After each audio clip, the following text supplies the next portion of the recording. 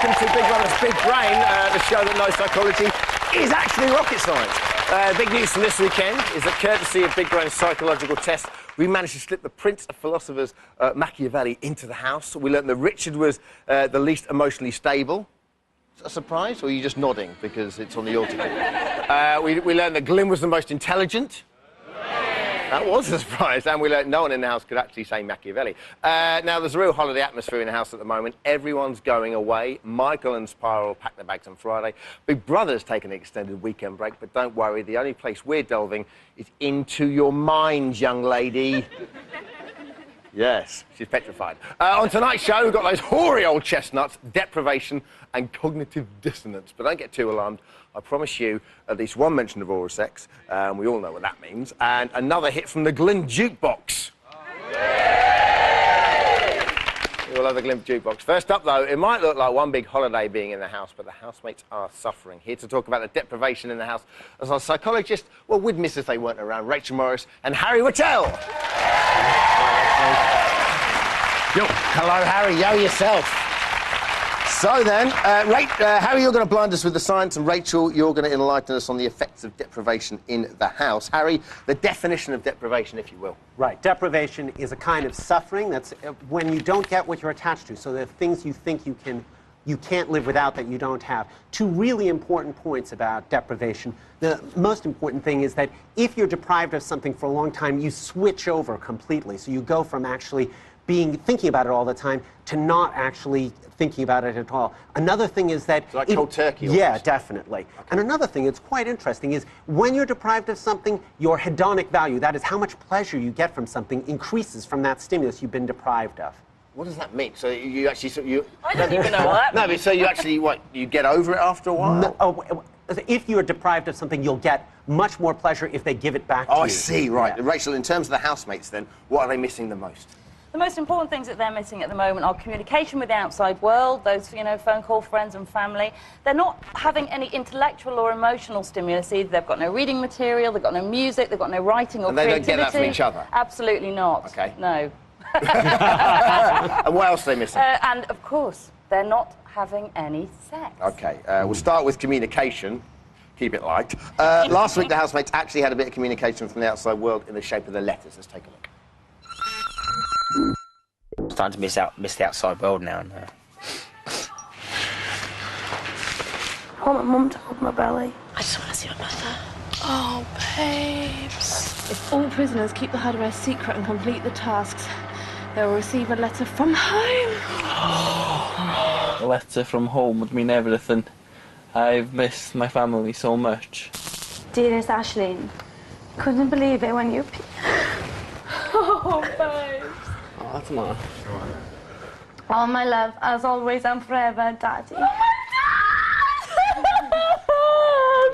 my Dad! Richard, I don't think I'll tell you enough just how much I love you and how very fortunate I am to have you in my life. That Richard letter killed me. I've watched it 3 times. You're crying now in the front row, look. Harry, we just saw how important letters are from home to the group. But what are the effects of a little bit of communication from the outside world? Okay, so the pattern that they're getting is that they're not being consistently deprived. It's deprivation, reward, and then more deprivation. So they get the sense, they almost get the feeling that they can have some of it. And for the others who didn't get it, it's devastating. And even for the people who did get some, they still want more of it. Now they can't shut themselves off. So is that almost worse for them? Because they've had a little bit, they've had that letter from home, and now they think, well, now I want a video message. Yeah, definitely. Like that. OK, Rachel, Big Brother went on holiday this weekend. What impact did that have on the house? I mean, it looked quite flippant. But was there an impact? It's quite impacting, because in the Big Brother house, you have to remember, for those housemates, the Big Brother house is the whole world. Right. The world only actually extends as far as Davina on eviction night and the mysterious public that votes them in or out. They're there. Oh, absolutely, and they're very mysterious looking at them now, I can tell you. So this is the whole world for them. Big Brother becomes the parent. The Big Brother is the person who doles out the punishments and also doles out the rewards. So in the first 5 minutes of them being away, it's woohoo, we're on holiday, we're free, we can do what we like. But if they'd have been allowed to go a little bit longer, you would have found them actually milling around looking for a new leader. Sure. And they would have been very, very unhappy. OK, let's move on to lack of intellectual and emotional stimulus. What's the key here, guys? Well, they're, as Rachel said before, they're not getting anything to do with, say, drawing, writing, but they're missing music, and that's the most important thing. The music is really powerful. It can give people all sorts of effects with regard to being able to get along with one another, but most importantly, people use it for emotional control. So people can get pleasure from music. It can even stimulate the same parts of your brain as, say, cocaine, heroin. Really? Yeah, and sex as well. The same forward part of the brain. Because they go nuts when they hear music. They all sort of gather in the same place. That's part of more so this year than I think any other year. Absolutely. Part of the pattern that we've seen is that because they've actually been deprived of music, they then really respond very strongly to music, and they cease to be fussy. They'll take any music. I just saw them, they actually are dancing to the Muzak Big Brother is playing it. They're dancing to Muzak. It's also access to emotional values. You know, not everything that's happening in the Big Brother house is going to stimulate all of their emotions, whereas music reaches some parts of them that other Big Brother things can't reach. Okay. You get Let's the take a gist. look at the power of music in the house. I think I'm music deprived. I can't wait to listen to music when I get out. I'm cooking an egg for the very first time. In the jungle, the mighty jungle, the lion sleeps the night. Hey, get some tunes on, BB. Tune. It's a Madonna. Who the fuck is it? Who the fuck is it?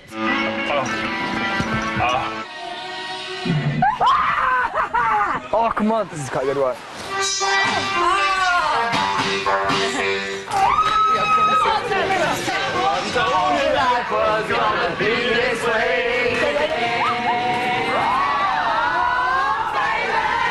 Please put some music on.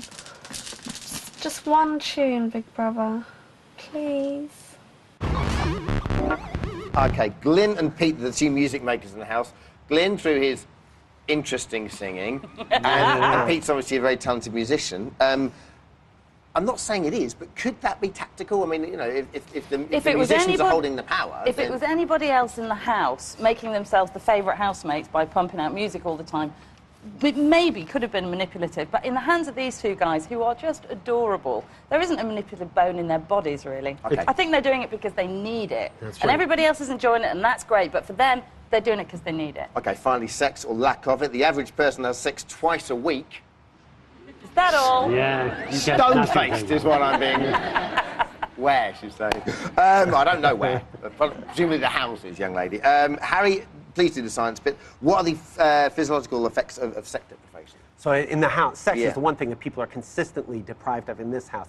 But they're also, because they're living together, constantly being reminded of it. So in many ways, they're going to have, if you like, a kind of withdrawal from it. It's likely to create some kind of agitation amongst them. Oh, interestingly, for men, there are physiological effects that can increase the amount of semen they have, and it will also increase the amount of sperm, but I'm afraid they don't swim as well, so it's more stuff, but it's less quality. Oh, Harry. Sorry, guys. I was hoping we were going to get onto this mucky talk. Some housemates haven't had sex for 10 weeks. That is some sex debt. Let's take a look at how sex deprivation is affecting them. I'm horny. Horny. Woo! Horny. I'm feeling really horny. Horny. Gone wild in this joint without no sex. Is there any chance of a conjugal visit? Because I'm steaming. Been 9 weeks today. I know. Without nothing, not even having a wank. Just want sex, isn't it? Sexually frustrated. It's going to be a big orgy tonight, I'm feeling it. Let's get the smoking going. This is Big Brother. I go down on you all night. Oh, fuck, you're making me miss sex. I think the guys need to control themselves in here.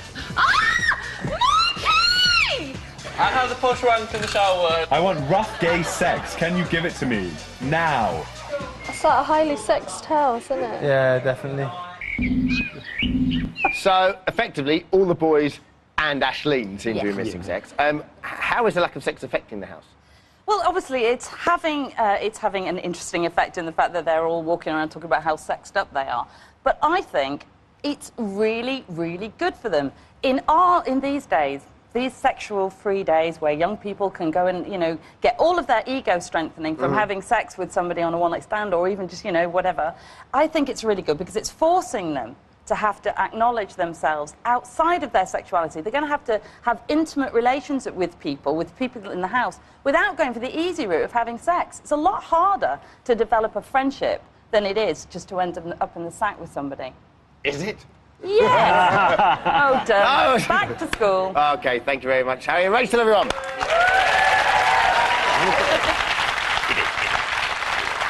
It's test time again. We've got our picture and handwriting analyst back in to study another housemate sketch. Now, our analyst had no prior knowledge of the housemates, and the pictures, of course, were drawn anonymously. So, from this picture, our expert told us the artist was fixated with oral sex. All about sex tonight, isn't it? Clever, changeable, difficult to get to know. So, with that in mind, which housemate was the artist? We'll reveal all after the break. See you in 4.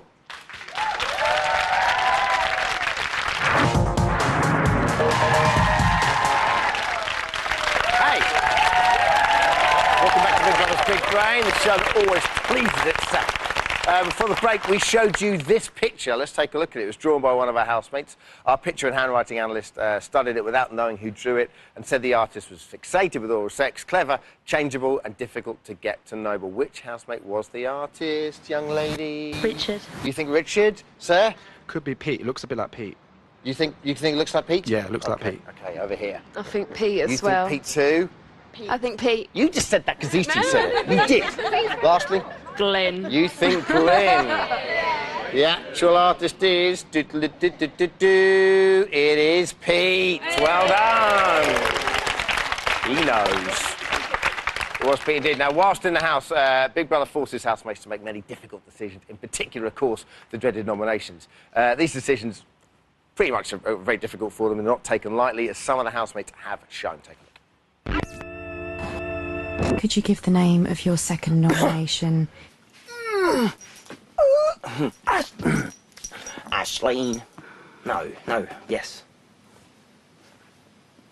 Because, no, fuck bollocks. I don't know if it's anxiousness that I feel or just guilt. I feel like I'm being really two-faced. If I've come in here and nominated her, and then I'm trying to comfort her. I feel awful. I feel two-faced. And also, that's not part of my character. Forgetting who I am a bit. Ain't anyone bothered about what we've just done? We've just possibly got rid of 2 people, do you know what I mean? I'm not happy about it. I feel like the worst person ever put in this house. I feel like the worst me. I've got morals, I've got ethics and all that shit. Yeah. And I just go and fucking but blaze it in here. You can't help it. No. You can't help it in here. OK, here to talk about the impact of decision-making is our very own guilty pleasure of self-psychologist, Corinne Sweet. Hi, Corinne, how are you? Corinne, there's lots of difficult dilemmas that housemates have to cope with. You want to talk about something called cognitive dissonance. Now, I obviously know all there is to know about this, but just for the benefit of the audience, what is it? Cognitive dissonance, we've just seen there exactly where Jenny is saying, I feel guilty, I feel bad, I've made a decision and I'm a bad person. And it's because her conscious mind says, I'm a good person, I'm a nice person, and when she does something against her inner morals or her inner feelings, or it might be religion or it might be whatever, however she was brought up, she's then a bad person and she becomes cognitive dissonant. And that really means you feel bad. So is it like a technical term for guilty in a weird way? Well, it's like a cocktail of emotions, really. It's guilt, it's fear, you feel a terrible person, and it's more than just guilt, because if you live by moral rules, it's going against your own moral rule book. And of course, what Big Brother does the whole time, from the minute you get in the house, you've got to do something completely different from what you'd usually do. If you think you're a nice person, you want to be nice to people. Big Brother says, you've got to nominate that person you really like. Of course, and especially with us coming to the business end of things now. We've only got 3 weeks to go.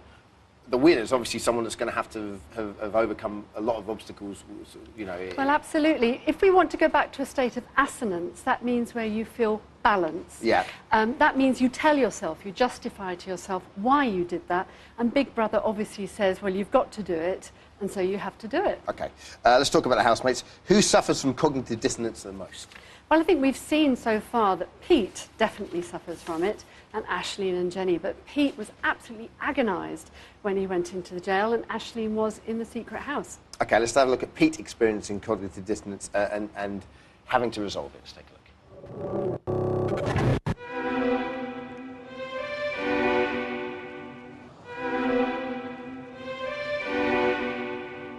I just feel quite bad for the other people in the other house. You know, they just got to sit and watch a telly and be knackered, and they all get they got nothing. And do you really want to go, Pete? Yeah, I'll go back. Go back. Let me out! Let me out! Let me out! Let me out! Let me out! Let me out! Let me out! Let me out of this hellhole! One prisoner may now read out God. Aisling's letter.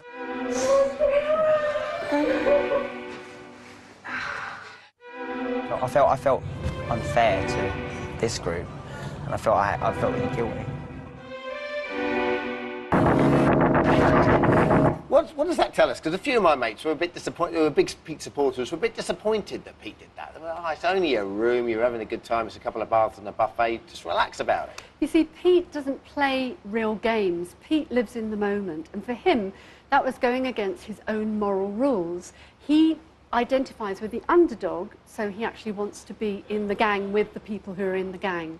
So for him to be in a special group made him feel very uncomfortable. He doesn't like being the high ego person. He has quite low self-esteem, and he likes to be in among the people. Okay. So I think he was genuinely, there were more complex reasons as to why he wanted to escape, but I think that he really genuinely felt he couldn't take all the nice things if his friends didn't have it too. OK, now I imagine our audience is going to be quite interested about the next item we're going to move on to, because we're going to talk about Aisling. What's your take on her in terms of cognitive dissonance? I think Aisling has been a person who's gone through a lot of change, and when she was in the secret house, she was quite traumatised by the decisions that she had to make. So her experience of cognitive dissonance was enormous, and she really just couldn't cope with the decisions she had to make, Jonathan or Spiral, a black guy or an Irish person, and that was really hard for her personally. Yeah, OK. Well, let's have a look at her in action. We'll talk about her a bit more in a minute. Aisling, you must now decide which housemate you have chosen to evict. No. Jonathan or Spiral? Jonathan. I hate myself. I hate myself. It's a hard old game, babes. It's a hard old game. Fucking hard game.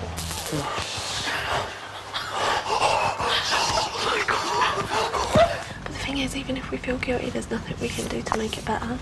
For them, there's nothing we can do. Now, I think it's fair to say, from the reaction she certainly got on Friday night when Spiral and Michael were evicted, that she's not a popular housemate, is she? I mean, a lot of our audience tonight you're not big fans, are you? Do you think she's fake, or what is it? She's a bitch. OK, that's nice. I don't think they like her very much. Yeah, I'm annoyed I actually threw to you over there. But the thing about her is that a lot of people have said is before she went into that into the house, the secret house, and while she was in there, she came across as quite vulnerable. Since she's come out, she's been a different person. So, well, I think what she had was a hard lesson in dealing with cognitive dissonance. I think what happened to her was that she felt terrible. She felt morally ripped apart. She had to choose between people she didn't want to choose between. But now she's learnt what's called role distance. She's learnt that it's a game, and she's saying it's a power bigger than us, and she's able to go to Jenny and comfort her, or to Imogen and comfort her. But I also think that she's really learnt now how to handle it, and she has changed as a person. She's not as brash as she was. Now, I know the audience is quite cynical, thinking that she's just playing a game. I think she genuinely went through trauma, because every time the secret house is mentioned, she has a mini breakdown. Yeah, OK. And if she meets you, she probably will have a mini breakdown as well. OK, who else do you want to talk about? You'd like to talk about Imogen. What's the deal with her? Well, I think Imogen is interesting, because Imogen, obviously, she's a nice person, but really she has no experience of cognitive dissonance. She pleasures herself completely in the moment. And I think following on from deprivation, you know, they have all experienced deprivation, and she just wants to have what she can have now. OK, let's take an example of that. Am I being bad now? What? They say I don't feel guilty. I feel like... No, but because I think they're doing something else next door. They're not sitting there. They're doing something else. All right, talk us through this, because a lot of people say, oh, Imogen's quite stupid, but you don't think she is. I don't think she is. She's not stupid. She might have sort of low general knowledge. But I think what's happening here is she's actually justifying, she's talking to her conscious mind with her unconscious mind. She's saying, I'm not a bad person, so please deliver this message to my head that I'm a good person. Yeah. And so therefore the justification is next door they're getting up to something even more. And you'll see that on Big Brother, that if you're having a good time and you think the other group isn't, you justify it in some way, and therefore you make yourself feel better. But is that, do you think that's the best way for a housemate to approach Big Brother? Because almost, if you're a bit of a thinker, then you must suffer more just in life, and Yes. that's heightened in the house. Absolutely. I think that how you deal with what's called cognitive dissonance depends on your personality, your gender, your life experience, your age. And I think people, once they've been in the house this long, begin to cope with it better. OK, the last person you want to talk about, Susie. Let's just take a look at Susie first, an example of her cognitive dissonance, and then just talk us about it afterwards. The third most Machiavellian housemate is, in fact, Susie. It doesn't mean you're nasty, doesn't mean you're spiteful, doesn't mean you're mean. Let's just say it just means you're calculated. It means that you will think about what you're doing before you do it. Oh, look, Glyn thinks it means he's horrible. It doesn't, darling. No, It doesn't that's mean what I you're thought. horrid. No. So Okay. what Susie's doing there is telling herself she's not horrid. So she's not because really talking to Glyn at all? No, she's scored very highly on the Machiavellian stakes, and although she's come out as a dimmy in the house, she actually is trying to justify and say, oh, it's OK, Glyn, you're right, because then I'm all right. Yeah. And that's what we do to make ourselves feel better. OK, finally... In actual fact, Machiavellian is bad. OK, finally, cognitive dissonance feels bad. Is it a bad feeling to have? Not necessarily. It's the same old thing that psychs always talk about, survival. If you're cognitive dissonance, it tells you whether you're in line with yourself morally. And when you feel bad, you've got to go, uh-oh, am I being good or not? Thank you so much for joining us. Thanks, Corinne, everyone. That's all for this week's Big Brain. Remember, if you're not getting enough, you can always join me BBLB Tuesday to Friday. See you next week. Take care. Bye-bye.